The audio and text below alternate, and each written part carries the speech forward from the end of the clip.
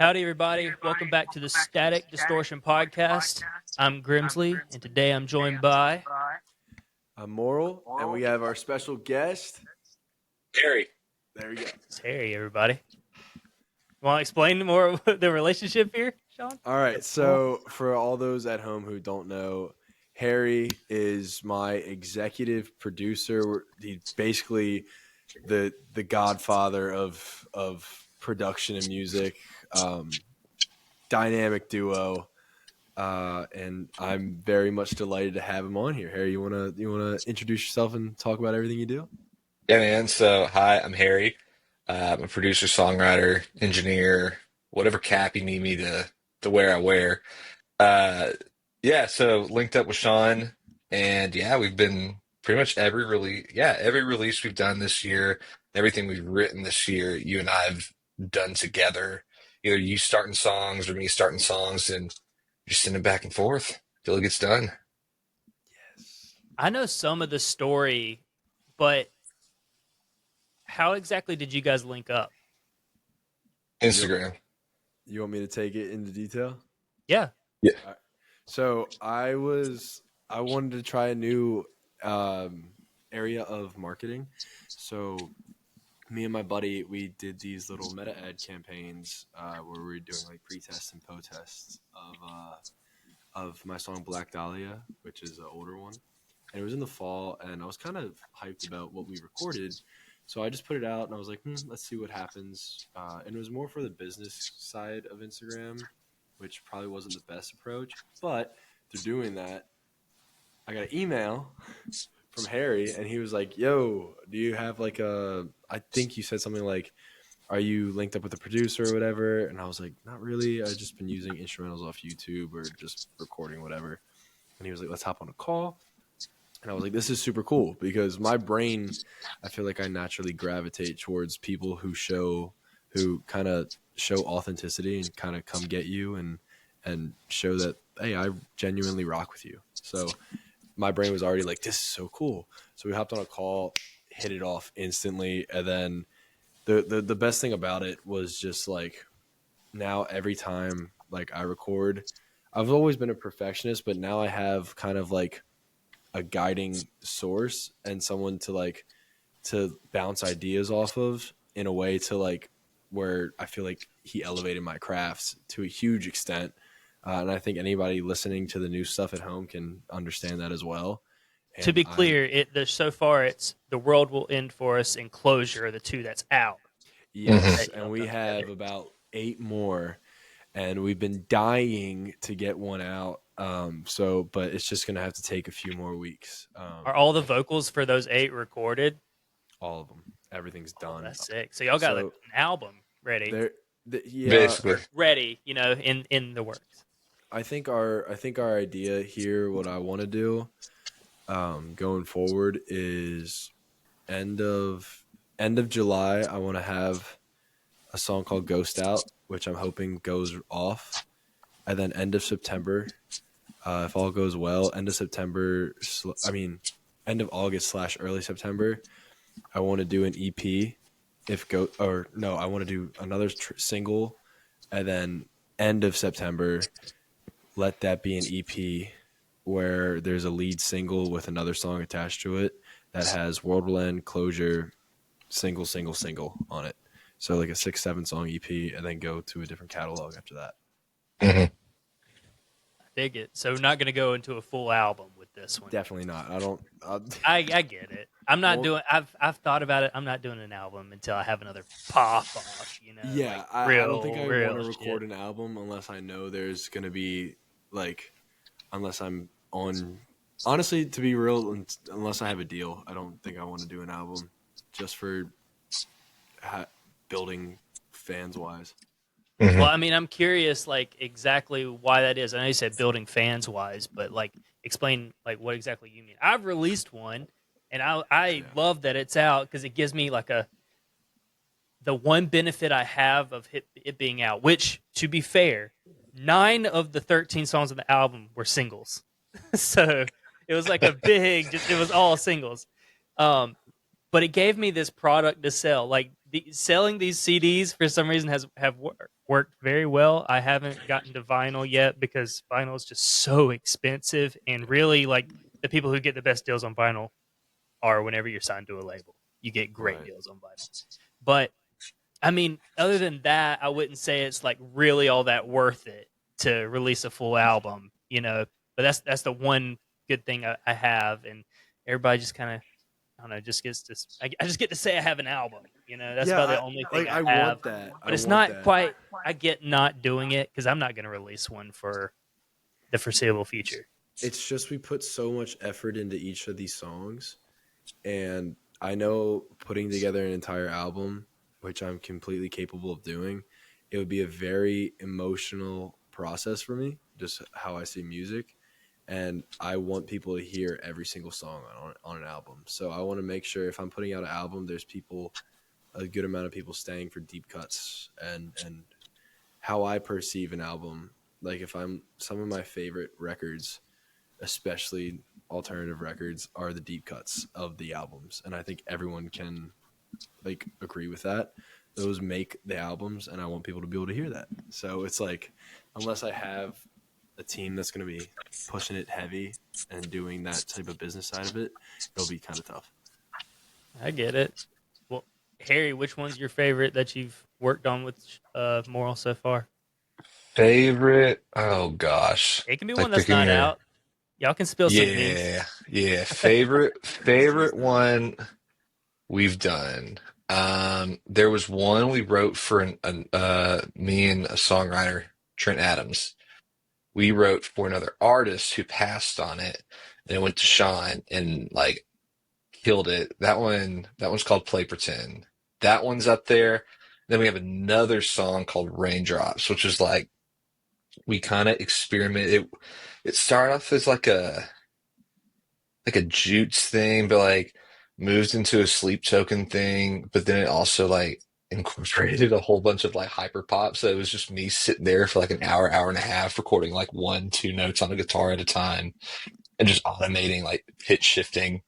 It was a lot of work, but I think the product that we got out of it was so rewarding. So I think those are my two favorite that we've done, and they're not out yet. So dope.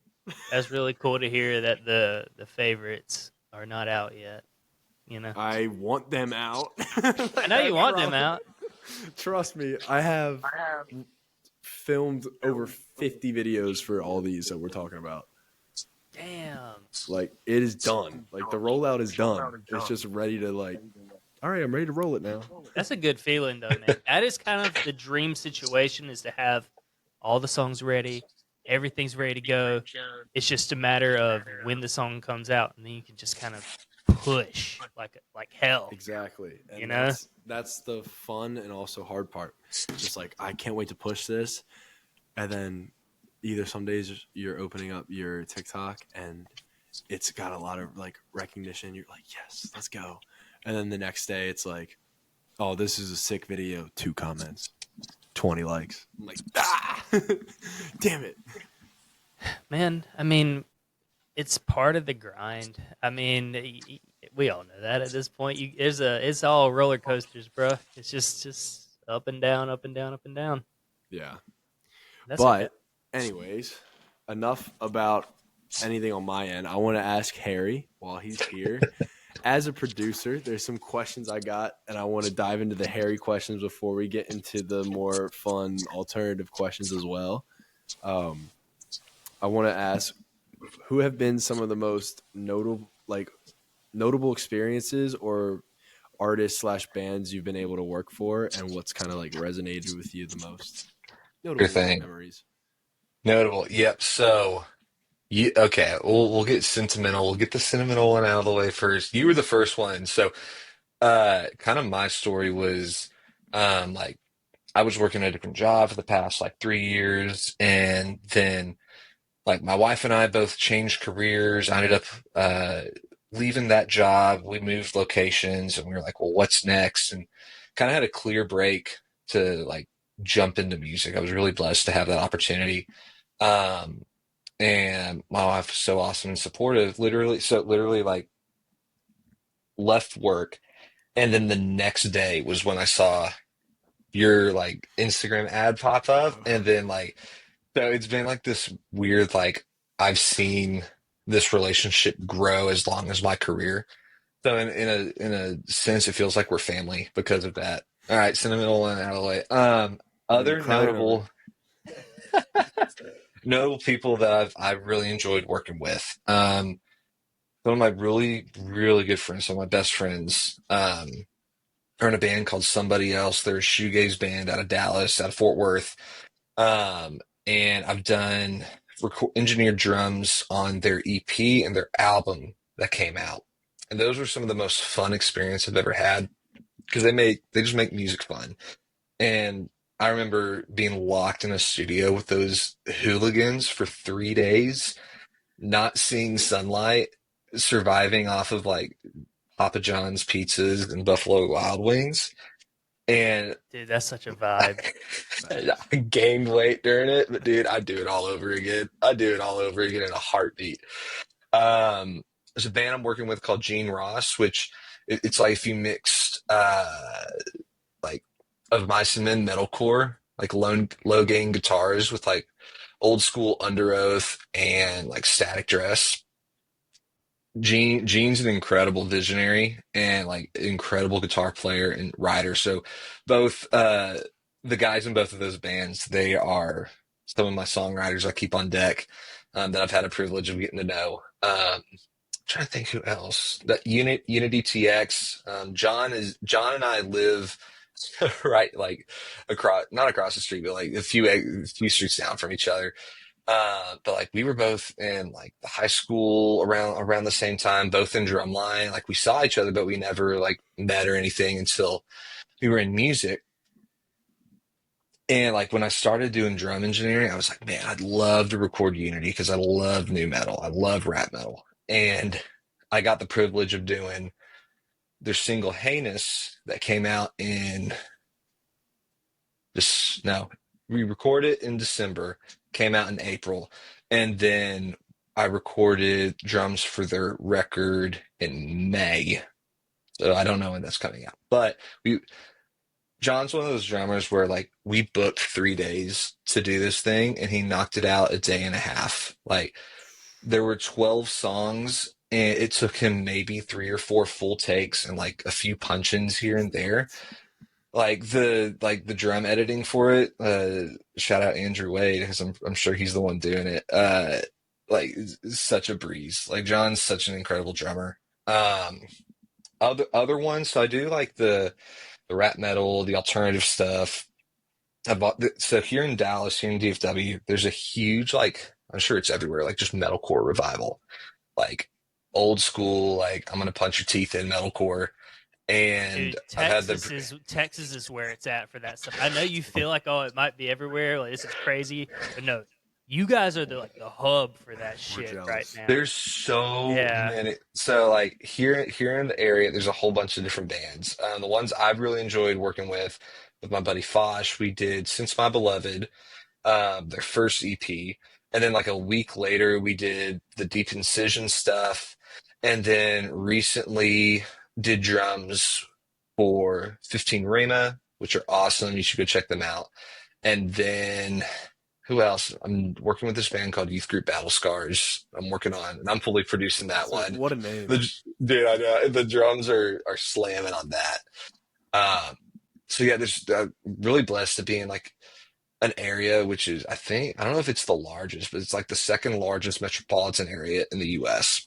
There's so many people. There's almost 10 million people here. So there's like such a diversity of music and genres where it's pretty much like just find what you like and then go pursue that and then like you're able to go work with them. But those are some of the it's the larger names or the most recent ones that I've had the privilege of working with. That's so dope. Hell yeah. Shout out Unity. They're the best. Love those They guys. show up on my TikTok page all the time. I never I heard of love them. them. And then I went to Nothing Nowhere tour, and Uh-huh. it was with Static Dress, See You Space Cowboy, and Unity were the first openers. I actually went with my mom because my mom was like, I never Your mom's seen a Unity show? Dude, she was like- Crazy first show to take your ma to, Right. bro. she was like, I never see you anymore. And I was like, well, do you want to do something that I want to do? All my friends can't make it. I already have tickets. And she was like, you know what? Sure. I want to spend time with my son. I was like, you'll like nothing nowhere. And we show up. Unity comes out just covering Look at Me by X. And then just ripping up like they do. I went right into the pit. I was like, like it was awesome. And now they're in weekly rotations. Oh Yeah, my they're on god. tour with Callous Cowboys this fall. Dude, what a lineup. No, I know. So go see him. 100%. Man. Yeah, those are some pretty cool names though, dude, and it's only building. I have to ask, Harry, and this is definitely a weird question. Go but for it. Whenever I met Moral like 2 years ago now, a little over 2 years ago now, it had to be like 2023. I got a Snapchat flashback of me writing Let Go, which was 2 years ago. yeah, So, yeah. Yeah. So 2 years I ago, think- like today. Not today. damn, No. Wait, no. it has to be Yeah. close It was today. It was today. because I came out there. I was out there See the day. in July of 23 for my very first show ever It was today. in Baltimore. So anyway, Harry, did you get the vibe from Moral right off the bat that this guy is just gonna do whatever the hell it takes? Like Yes. he is just this driven motherfucker. Yes. Dude, I'm telling you, like it is something that whenever I first met him, I was like, this guy, I don't know what he's gonna do, but he's gonna do something, and he's gonna be good at it. He's gonna keep going. This music thing. He's all about it, and you're committed like hell, bro. And it's so like it was infectious to see, and that was one of the things I was like, I really want to work with this guy, you know. And that's why I felt it was just a vibe, man. Dude, for real. So like it's like a producer's dream to have somebody that driven because you don't have to like pull the train as you're driving it, right? It's more of like we can steer, but we're both engines working on different sides of the tracks. That makes no sense. But you know, it's like the motors are going. So there's It like takes no both resistance. to work, man. It takes both It firing on does. all cylinders to get the most out of it, and It does. that is what happens. And like I don't know, like because you sometimes you work with artists. Sometimes like the thing in the industry is like people just are not the best at responding. It happens. We're all creatives. I'm guilty of that. But like Sean, you're like always responding. Hey, we're gonna do this. We're gonna do this. It's like just so self-driven. Um, that it's like we're working together as a team instead of like I'm over you or like you're over me and we're doing, you know, it's more of just like, all right, we're working at this thing together. I've got my task to do, these people to email, these things to work on today. You're gonna do this, and this. You'll have this to me by here. And so it's just very like structured, which is awesome because it's less chances to like just go off the rails when there's structure. But Well, yeah, yeah. ever like literally from the first time we chatted. No, it was after like the first call and we just like started texting each other after that. It was, oh, wait a second, this guy is a bro. So Yeah. like that's something we latched on to. Without a doubt. Yeah, we both love freaking video games and Star Wars, and we're both like workout like meatheads. So like if you saw our Instagram DMs, it's just like all like workout memes or something with Star Wars or just something just like out of like left field that makes no sense. So, Regular show. dude, Yeah. yeah, it's all muscle man. That's all we all- send each other. It's just muscle man. Yeah, it's all. Yeah, you know. But I'm not gonna pull that one out. we actually had an idea. It was kind of just like a random thing. I think it'd still be funny, but it would take the seriousness out of a set. But like if we're playing live and there's ever like a halftime breakdown, like right before like the crashes, it's just like Muscle Man being like, "Woo!" And then like on the screen it's the gif of his like man boobs slapping him in the face on the breakdown.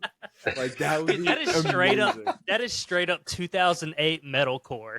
Dude, Just in the I would like love that. they start a song, you know, just like fuck. What is it? It's I forgot what song it is. I think it's Chelsea Grin. where they use the beginning of they use Blades of Glory, where he's like, it's provocative or whatever. It's like they goes into it. I'm butchering this right It now, just but gives me regardless, big ass truck vibes. yeah, dude, Yes. like metalcore used to always use these like random samples from movies and TV shows that would just like go hard into a drop or something. Dude. Great. And speaking of like samples, I've been seeing that in like Midwest emo. Like they're using like old Drake and Josh, Nickelodeon stuff, and then they just start doing like the playing over it. And I'm like, am I crying right now? I don't. What's going on? Dude, Bill Murray's been doing that from the start, which is so funny. So like like since 2016, since he started, like I've been like always just hearing that in the background. So like it's not foreign to me. So it's like, oh man, this would be funny here. So I mean, I love artists who like you definitely have like a serious persona. The lyrics are also serious, but I also love an artist who doesn't take themselves like too seriously. Like they're there to have fun, just like we're there to have fun at a show and whatnot.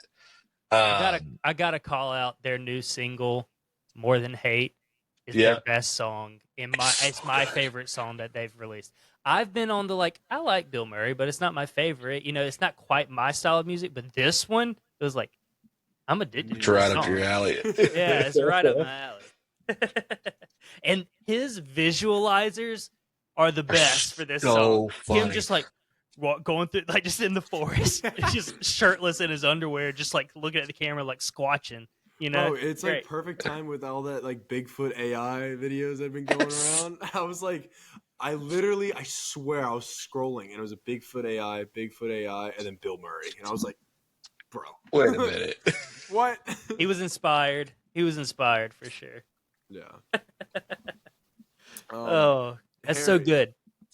I got some more for you.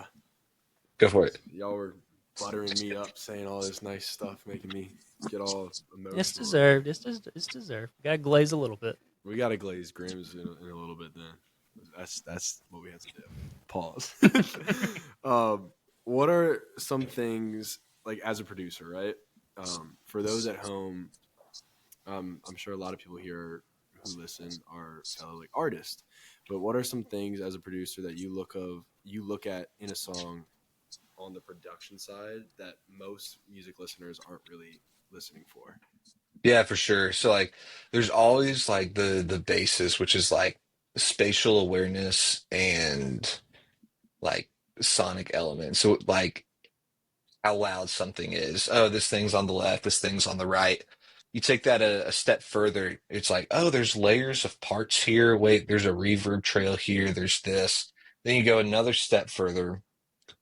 It's kind of where my brain is at. It's like, wait a second, that's this chord mixed in with this, and this is a passing tone, and we're hiding this progression, but it's leading to here. Here's a key. Like it's the music theory nerd in me coming out.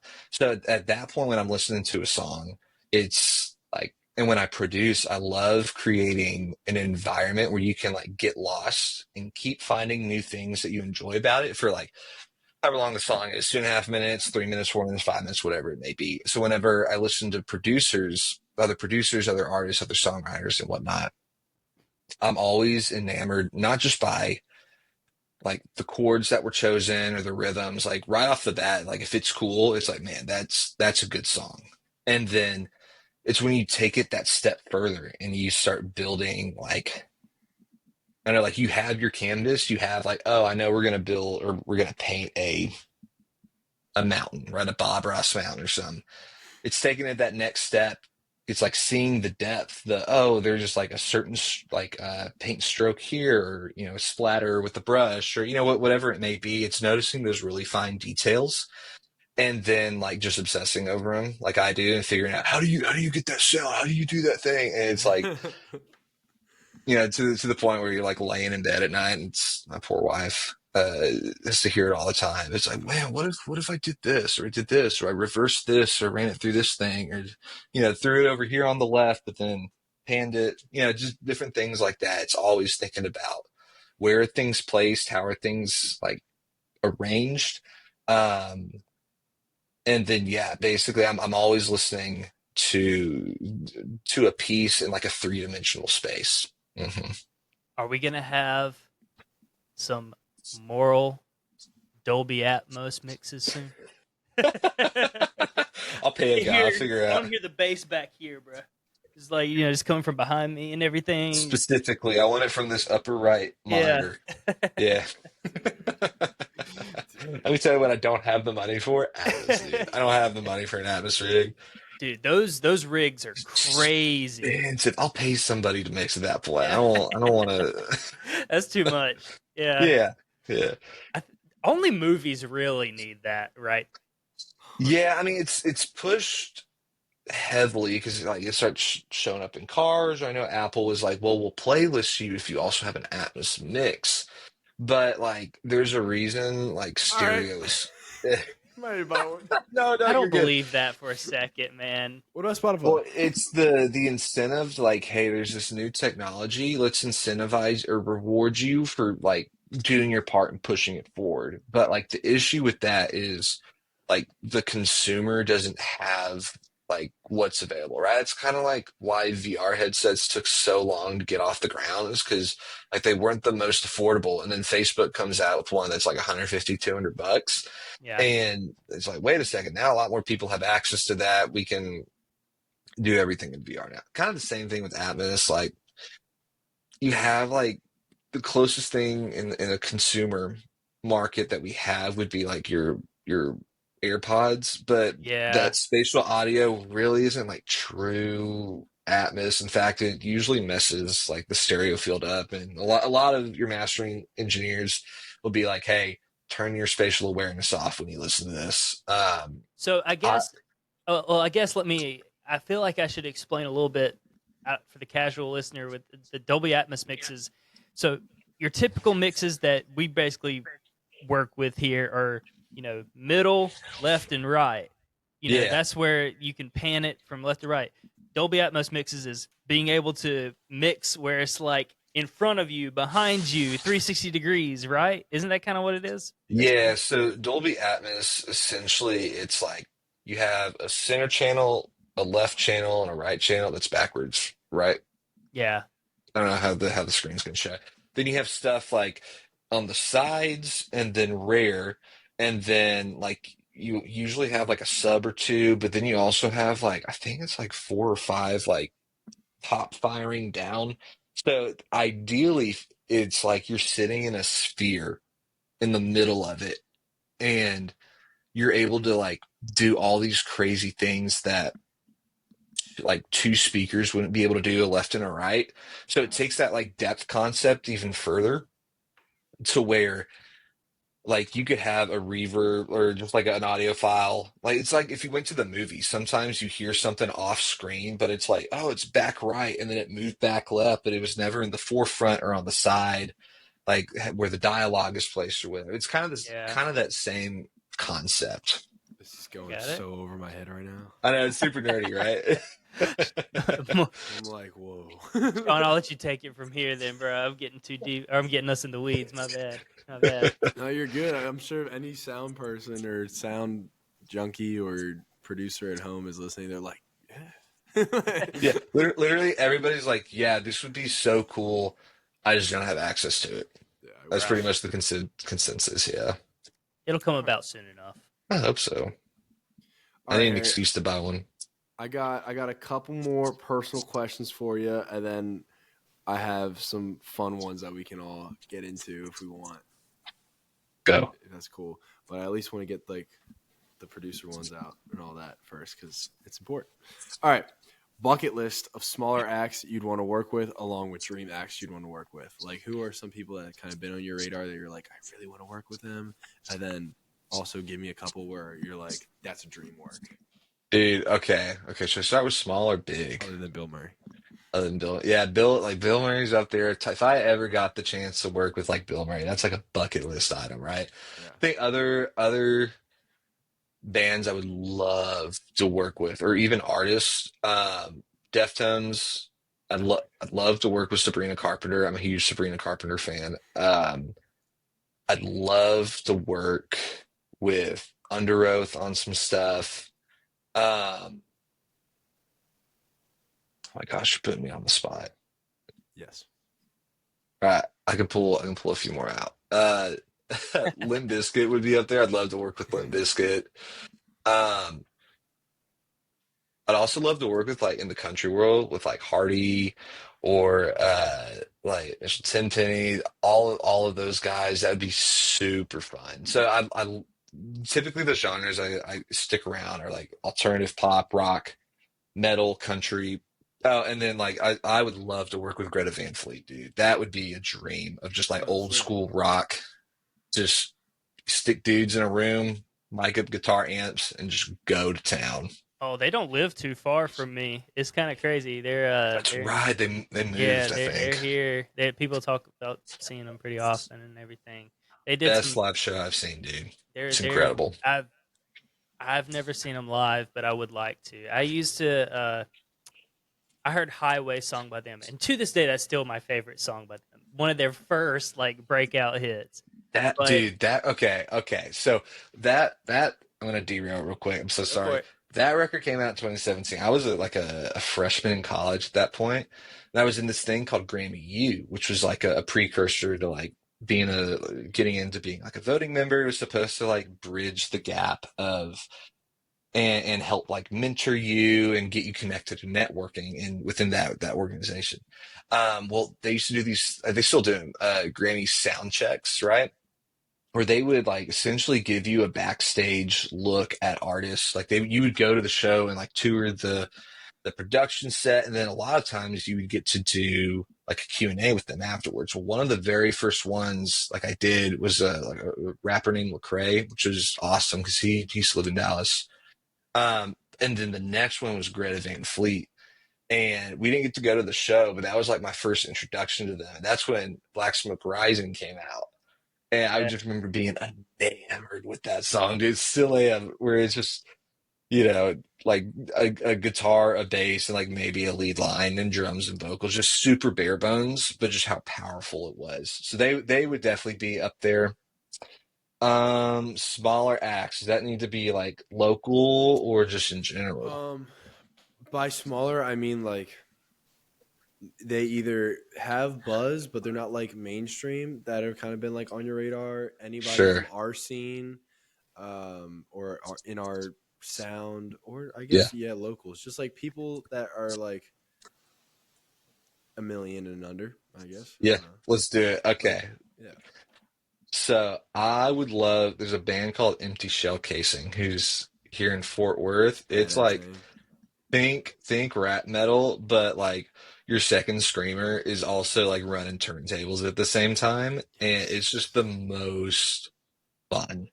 There's another band called I Promise the World. They're kind of in that like post-hardcore metalcore scene. If we scale it up, I'd love to work with Decane. Uh, he's popping off. Ali Nicholas would be up there. I said Bill Murray. That's under a million. Oh, I didn't know that. Yeah. Yeah, dude. I'm so you're on the spot, bro. I know. Oh my Well, gosh. Okay, what like more? Do you know any acts that are more? What are some people you named? Ali Nicholas and Under, Grimzlee and Under. Grimzlee and Some Under. some of the super gate kept people, or Gatekept people and art have yet to. Digging. yet to pop off. Okay. Okay, we got this. He's All opening right. up the gatekeep list. Opening up the gatekeep list. So there's a gal in our scene who makes awesome stuff, and Eclipse. Would love to work with her on something. Actually, Grims and I are working on a song with her right now. Be So I good. guess I'm kind of knocking that one out. Um, dude, that actually, I'm excited for that one. That one's gonna be really fun. That's gonna be really Yeah. cool. You have to let me know if what all else I need to do whenever you get to it. Cause Wait, you already recorded something? Yeah, I'm opening up I files on haven't. Monday. I wanna hear it. I haven't reached back out in the chat yet until Harry cracks them open and tells me what needs to be done before we go further. I know I was gonna break them open this week, but like I'm working on this record that's just like drum editing each day for Dude, I thought I was gonna be 3-4 spitting hours. blood whenever I got done with those tracking sessions for the screams. It Oh hurt. no, It sounded like shit and like little dim I did, but I swear, dude, I pushed. I pushed like hell. dude. There you go. What if the song's called "Spit and Blood"? I don't know. Right now, it's kind of open to interpretation. We'll see. Bro, Grims, a lyric about spitting blood would go right up your alley. It would. I could. Unfortunately, it's not going to be this song because I'm already done with it. It's about this one's kind of about paranoia and stuff like that. Yeah, but that's yeah, a whole yeah. different. Yeah, I but could just see it some could like be cool. dark red album artwork, and then just in the song, some like "spit blood" or some shit like that, and that would rip. All right, anyways, Harry, you going? Carried away. Oh man, there's a pop punk band I've worked with that we're gonna keep working together. Called Tailfin that we're on my bucket list. Excuse me, that we're killing it. Ooh, trying to think. There's a band here in Nashville that I play with. I should send your way called Messiphus. They're fun as hell. They opened for me at my last show, dude. They go fucking hard. Like it was honestly like really. It's like progressive metal with some metalcore elements and stuff, and then all of a sudden just like really pretty scream or really pretty singing every now and then. So it's like I don't know. It's really fun. All of their songs were catchy, but they were super long, like 10 minutes or something. Bro, but it was still cool. send them. We can do that. Send them I'll send you their profile. Cool. They're really shout out Messiphus. I know they probably never really, I've got another got one. too much attention yet. One of my bands I'd love to work with or artists would be Holy Water.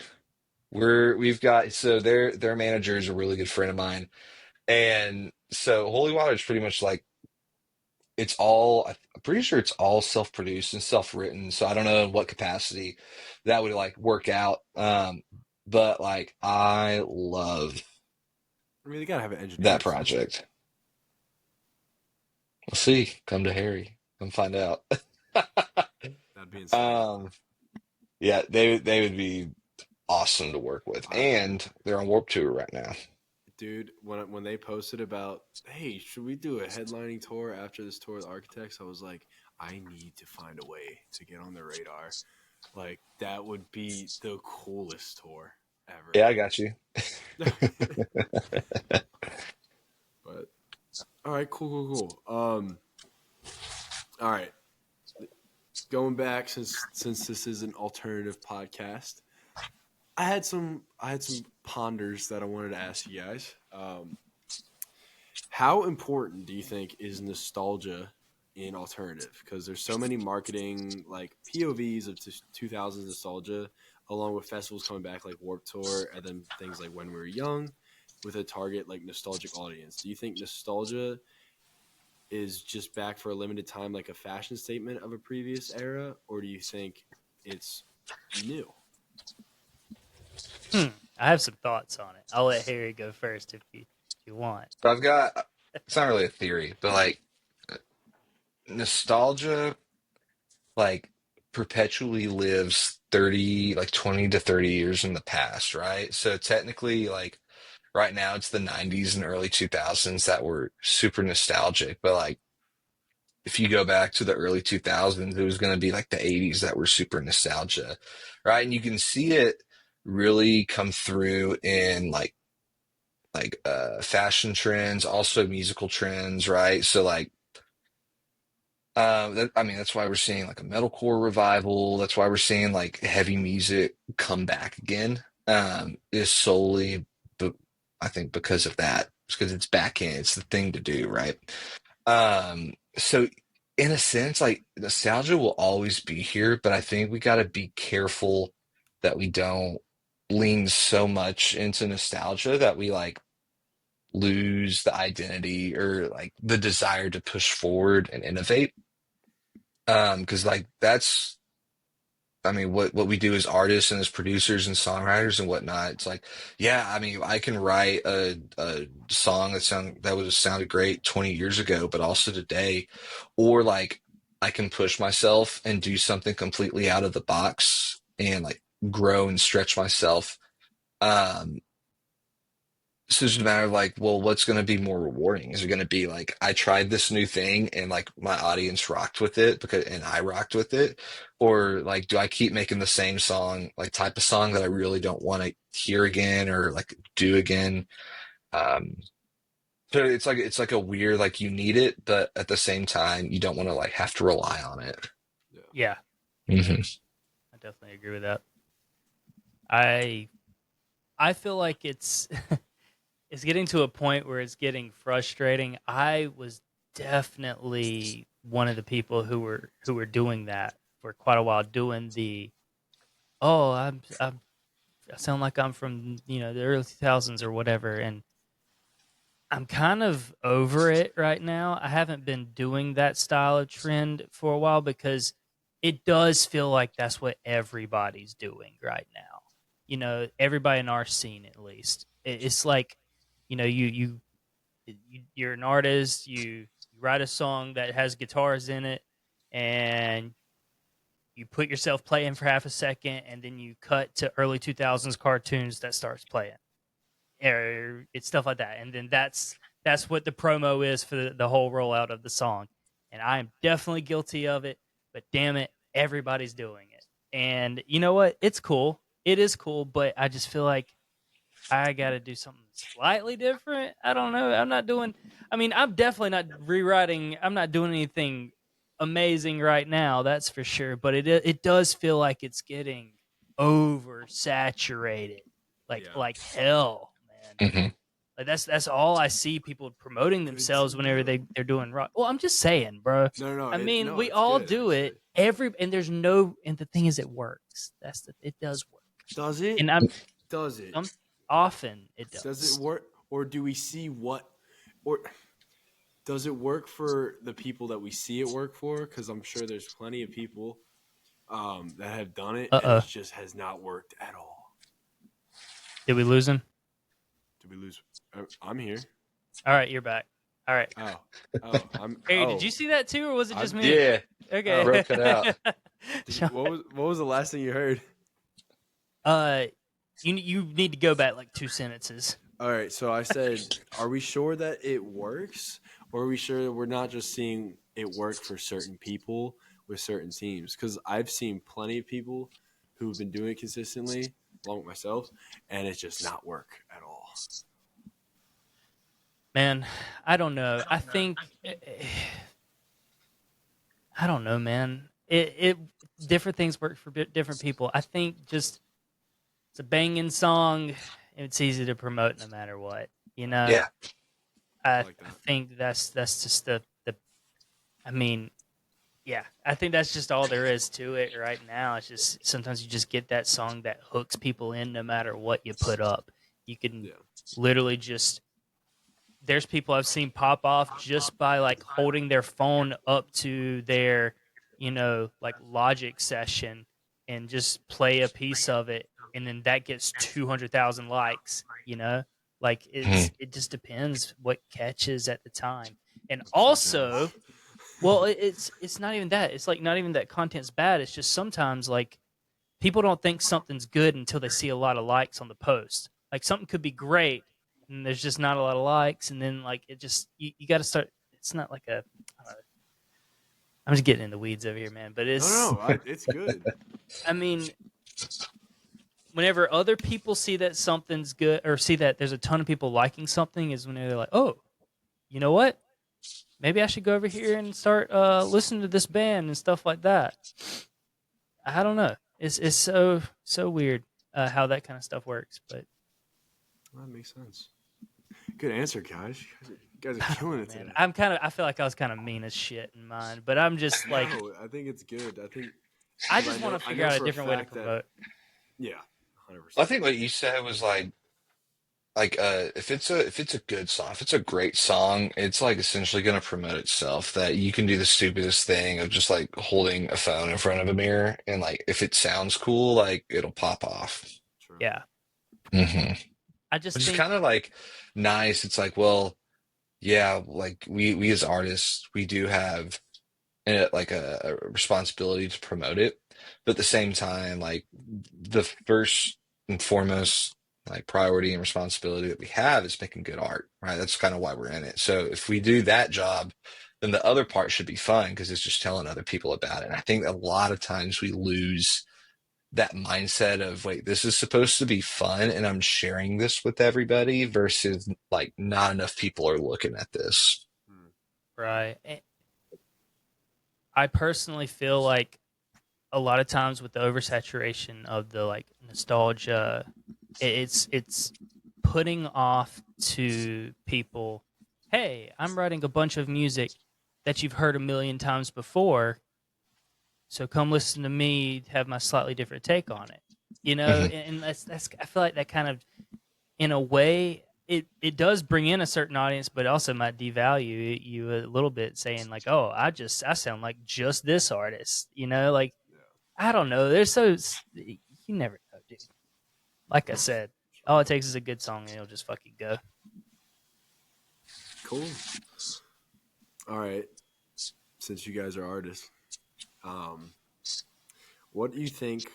I I think comfort zones are a real thing, like in music. What are like your favorite kind of like type of songs to make? Like, I guess like what I'm saying is like when you're making something, what's the sound that you know? Oh, I'm about to kill this. Like this is where I feel at home. It's kind of a big question because it's I never know until I find it. Like I typically like have a drum beat in my head that I start. That's where I always start whenever I'm writing. Is like I just write out this, like I have a tempo and I just write this drum beat, and then it usually clicks whenever I'm like, that's the riff for this drum beat. This is sick. Everything else is going to be easy after this. And it all just flows and the song just comes out quickly and it feels good. It's like, holy shit, that flowed. I was in the flow state. I was ready to, like, you know, everything felt like it worked get together and it was so natural. Like, that is the best feeling in my opinion. Everybody has different styles of writing, but I know in my in history, it's like, okay, yeah, I I've got to have that good riffage, you know, with the drum beat. That's like, that's how I know it's about to be a good song. It's just the right Mhm. riff with the right beat that I'm writing. I don't know if that Yeah. makes a whole lot of sense, but that's It kind makes of, sense. you know. Yeah, for me, like the thing I go to, like that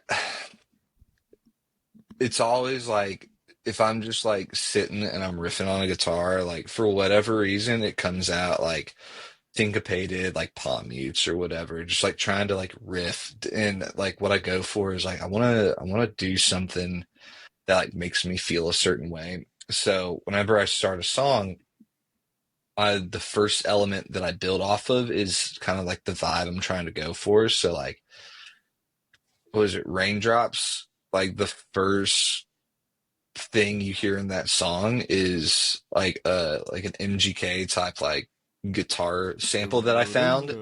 Yeah, and I knew like that's what I'm trying to build off of. That's what I want to feel this whole song like, and I want to like the progression, everything. I want to tie it around to this thing. Um, but like, in terms of just like if it's comfort, for whatever reason, I go to just like complicated like math, you Yes, know, you do. stupid things. Yes, you I don't do. know why, because that's like not my genre. But you know what it is? It's probably like being in drumline. Like that's all we did was like syncopated like bass drum, and like splitting and like that. I think that's where it derives from. So it's really not like the technical part. I think it's just like oh, we're gonna split this, we're gonna do this, we're gonna, so, I don't know. I guess it's the drummer in me, and then it For just comes out elsewhere. for you guys at home, I swear, I would say 1 to 2 times, normally 2 times a week, Harry will send me something he's working on, and 80% of the time it's the most complex freaking. I'm like, and I'm listening to him. I'm driving my car. I'm like, shit, like this is like nuts. How are we gonna play that? He's like, and then he'll be like, we got to make something like this. I was like, I don't know what I'd do on something like that. I think he Homie's hit me writing back in the with one. Fibonacci sequence time. What the fuck? Hit me back with one. He's like, we don't have a guitar that goes that low. I think I just said, yeah, don't worry about it. We'll just get like a drop tune pedal and we'll figure it out. Dude, You're like, what? we had to tune down a song half a step. It was Raindrops, which is already like dudes playing It's on already in double drop C. I'm playing like on a zip line. zip line cable. I mean, it is wah, wah, wah, wah. You can see the thing moving.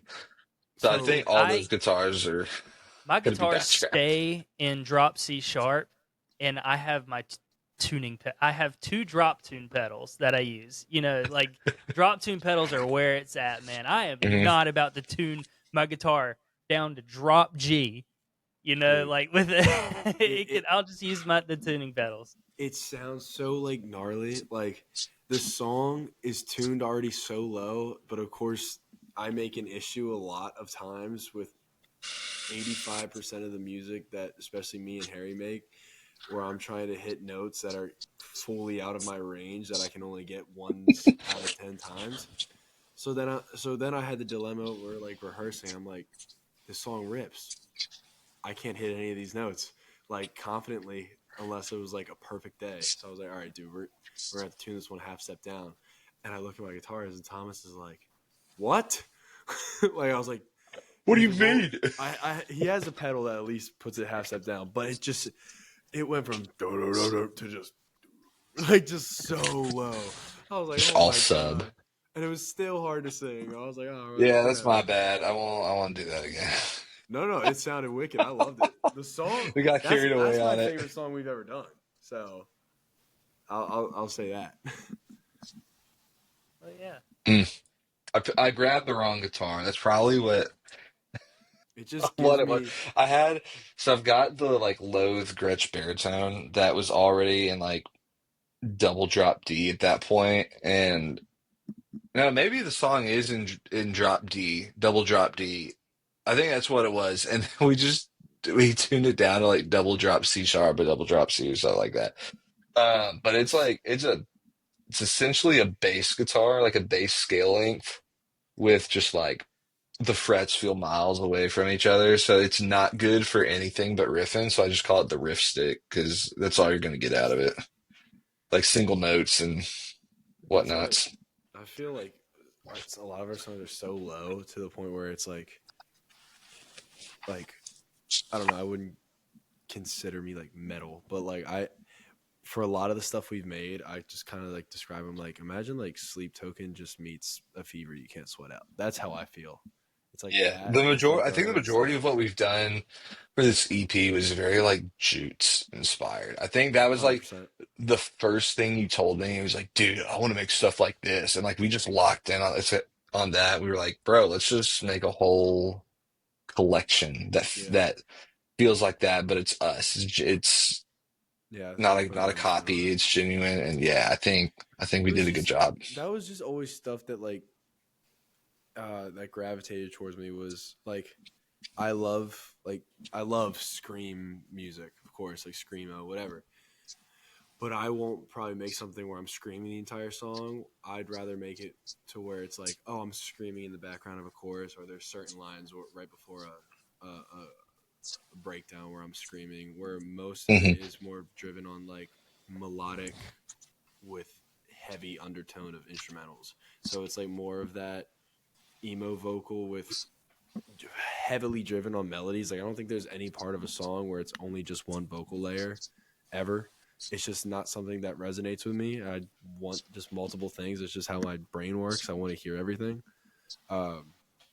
So that's just kind of like where my brain kind of gravitated towards, and I think Jutes falls perfectly into that. Like I think when we got together, we were like Loathe, Jutes, and then stuff that resonated with you and stuff that resonated with me. You're like, how do we just blend it together Put it and all make it our together. own? Yeah. And Yeah. like the next collection of stuff that we're like already working on, like won't like it'll sound similar, but at the same time it'll be a departure and be like more like the older, like kind of shoegazy moral stuff. And it's neat because the catalog we have now for this planned EP, to me, every song sounds pretty different. Like, there's one that's pretty root heavy of the stuff I've done. You have World Will End, which is pretty much sexy metal. I don't know what to call it.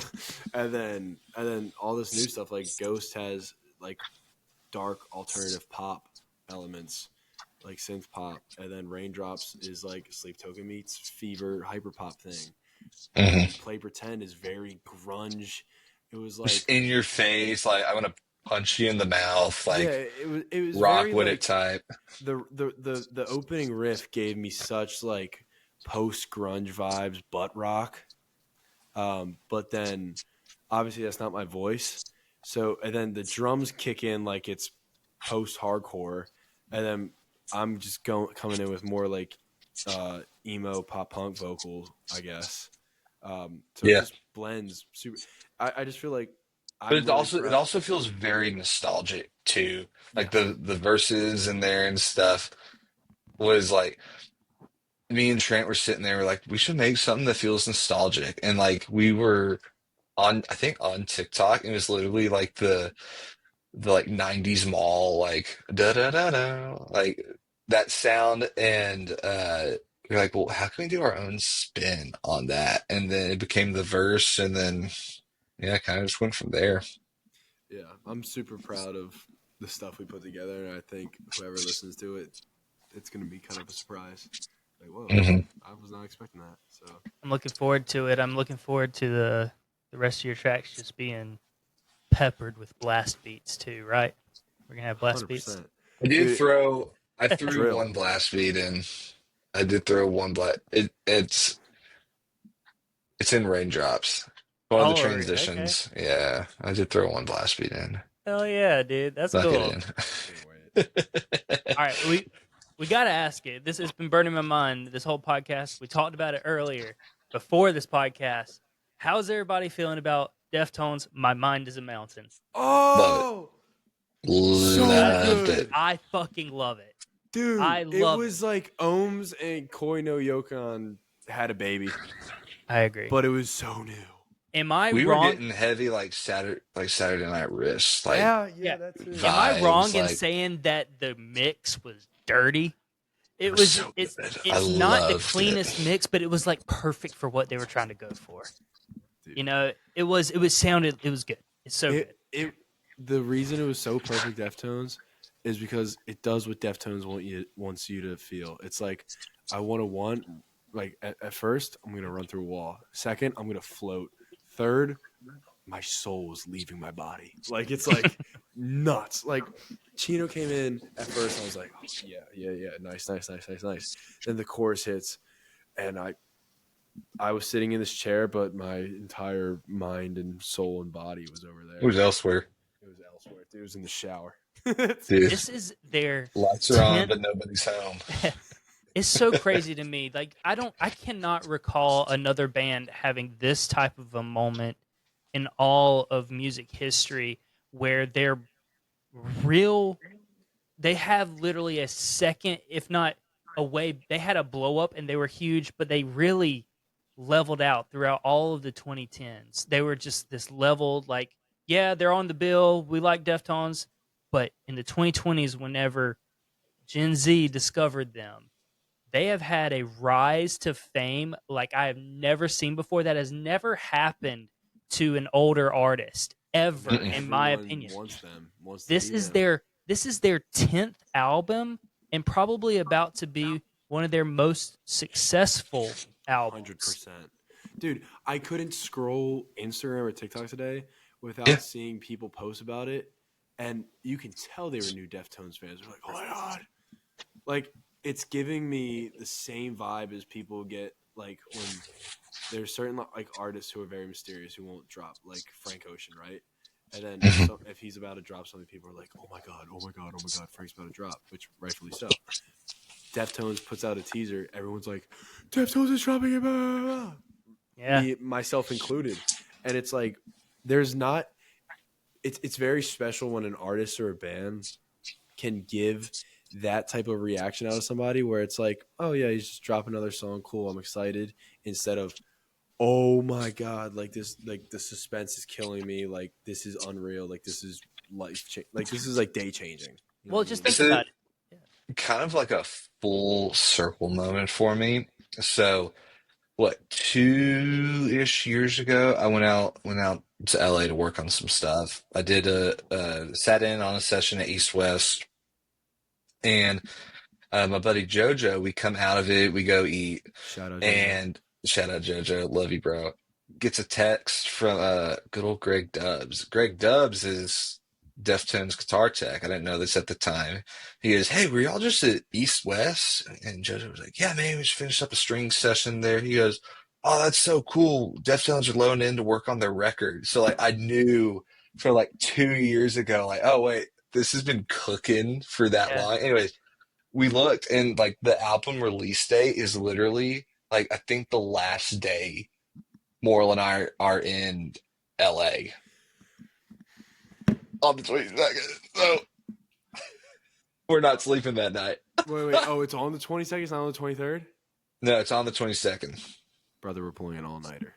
Have to. Brother, So we're going to bed. hopefully there's like a pop-up thing or We're something, going. but it's just like this crazy, like, wow, I remember being enamored being out there in LA. I'm like, oh man, I'm finally like here and I'm working on music. I'm like contributing to like on other people's things. Like, wait, now I'm back out here doing stuff with like my boys like that. It was kind of like self-made. And then like the Deftones are releasing the same time that I don't know. It was just this weird like full circle I highly moment. It was recommend. so cool. I highly recommend you guys, if you haven't, go check out. They released today as well on their own YouTube page, which is rare. They released a Zane Lowe interview, and it's an hour long, and it's Yes. Oh, very Yes. interesting and insightful on I all need to this watch it. process. They had a writing session. They've been doing this. They said this album's really been cooking for 3 years. They took their time with Wow. it, Mhm. and they said they had a writing here in Nashville, like kind of towards the early days for this, and then they rented out and wrote the record in a studio that I dream of writing a record in one day, Shangri-La. Shangri-La is like one of the most beautiful music studios. That's Rick Rubin's studio. There's no clocks on the Wow. walls. It's just white. It's just a gorgeous place to write music. But they rented it out for a week. They didn't. They said it was like a okay session. But the second time they came through, they stayed there for a week, and that's where all the music was written. And it was just like this perfect flow state for them. And that's what you want to hear. They wrote this whole thing jamming together.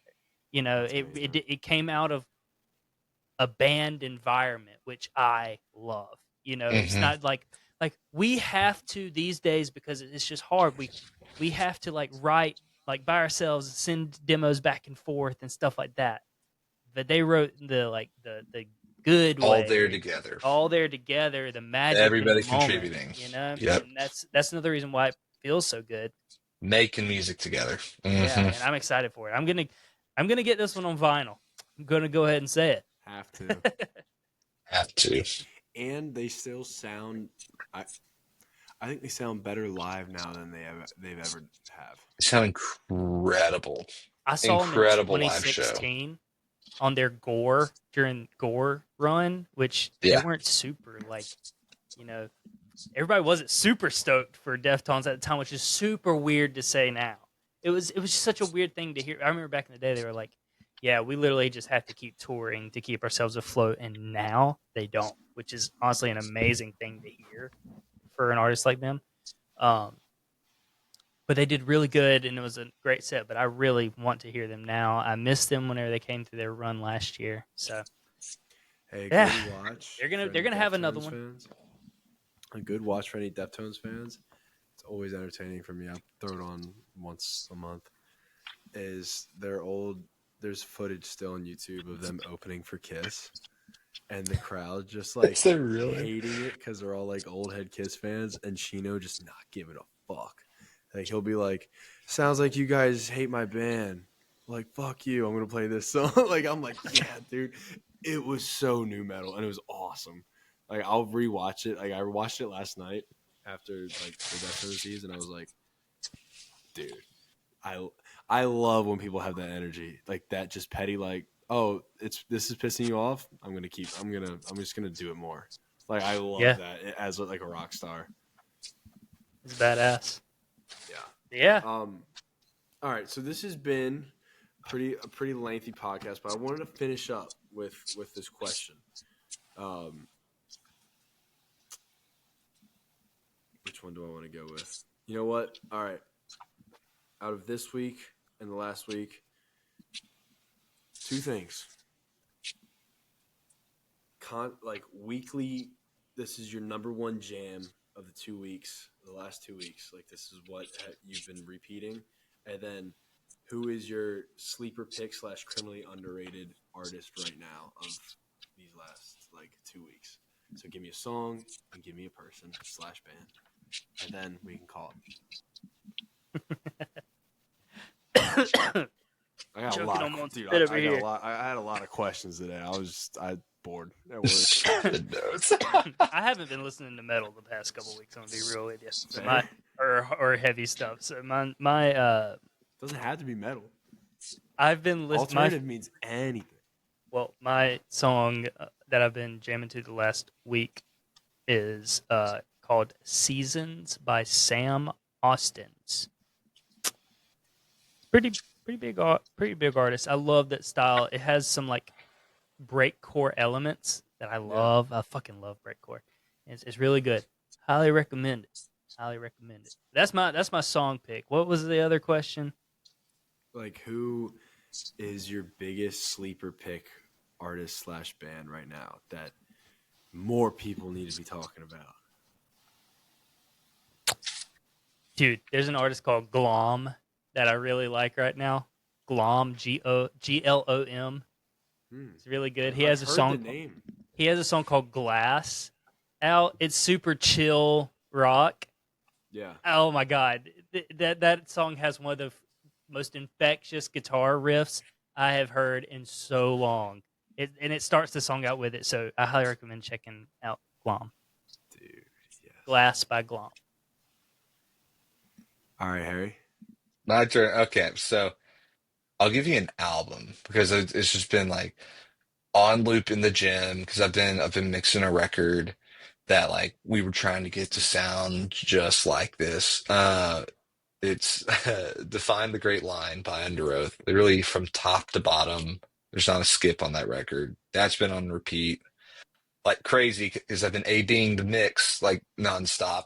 And then underground band that should be talked about more that I should also add to my I really want to work with list, the band called From Joy out of Houston. Oh, yeah. Go listen to From Joy. If you like breakcore, like I'm gonna float, but also just like I'm gonna go deadlift 300 pounds. Like that's who you want to listen to. White Monster into your veins while snorting everything known to man. Yeah. Do that. Not and then PR. That, yeah. Hell yeah. My pick here for band, most underrated band last 2 weeks I can think of, and criminally underrated. Everyone go check them out. Bliss House from Baltimore. They're the homies. I've been helping out with some content for them, and they deserve a lot more than they get. Song of the last 2 weeks is it's between two. They're both oldies, but like one's more of a deep cut, or they're both of a deep cut. All right, so first is more. It's most of the time by Turnover. It's just been speaking to me. I've been in a very big time Midwest emo thing for the last 2 weeks. I don't know why. Just not even giving the day a chance. I'm just waking up and playing that. And then second is a classic, and it is, don't let me butcher this, because it's one of those long titles. The problem with the big picture is that it's hard to see by Mayday Parade. Good old Mayday Parade. So that's where my head's been after those. Well, sick, dude. So we all had interesting picks, very different. I think very underrated picks. I think that's a good little segment there. I like that. Need to do more of that.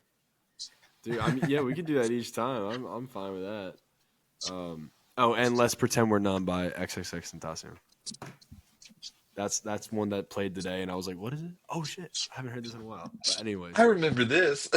yeah, I remember this. I remember being Oldies but goodies. 17 or being 17 is in my room. Oh, shut up. But yeah.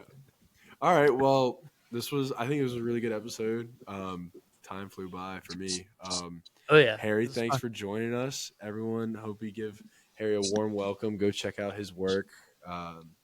If you like the stuff I've been putting out, thank that guy right here because he's the man. So yeah, thanks. All right, Thank you. guys. Thank you guys for having me. Good. All right, we'll talk to you guys later. We'll see you in the next See ya. one. Peace. Peace.